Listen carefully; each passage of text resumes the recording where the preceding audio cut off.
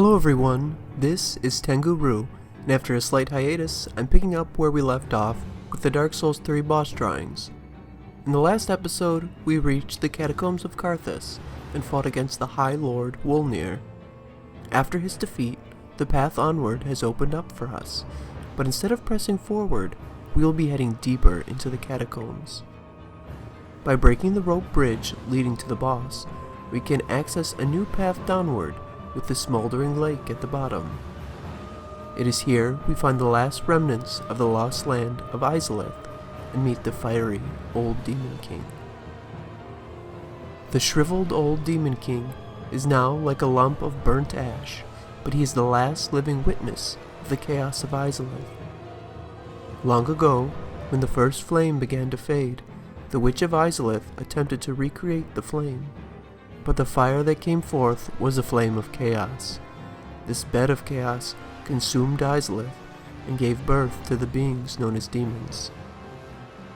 I'm curious as to whether or not this old Demon King ruled over Izalith as king before its fall, or if after becoming a demon, his power allowed him to rule over them.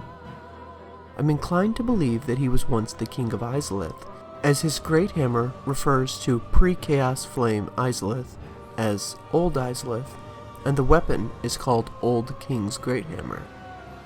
If the word old is being used to refer to Izalith before its fall, then it would be logical that the Old King was the original king of Izalith.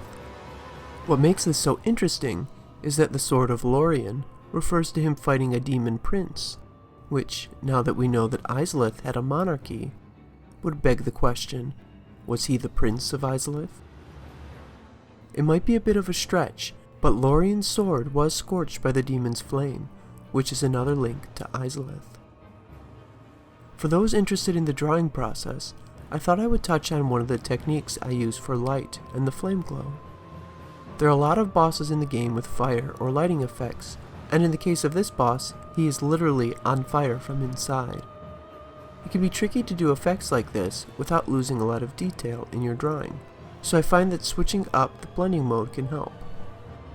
There are two ways in Photoshop to go about this, and I use both in this drawing. The first is changing the mode of your brush. In the top left corner there is an option to change the blending mode of your brush. I'm using the mode Overlay, and I'm able to pick some really bright oranges and reds to brighten up the drawing without washing out the darker details I've already put in. You can achieve the same effect in the Layers window by making a new layer, changing the mode from Normal to Overlay, and drawing on the new layer.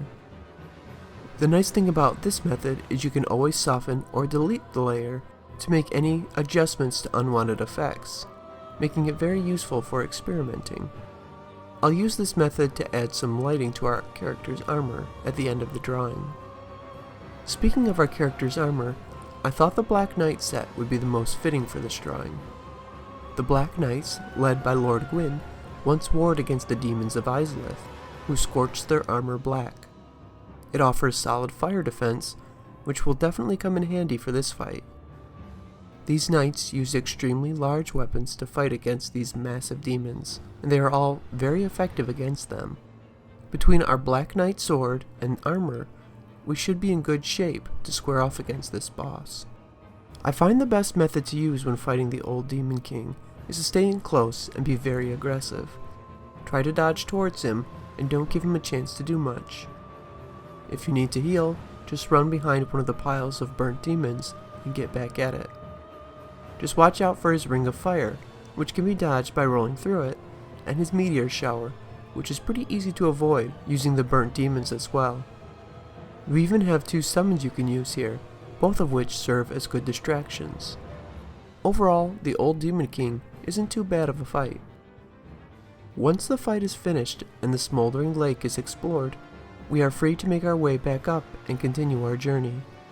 We shift from fire to ice, as Irithyll of the Boreal Valley awaits us. This frosty city is home to Pontiff Sullivan, who has been plaguing us with his Outrider Knights since the beginning of our quest.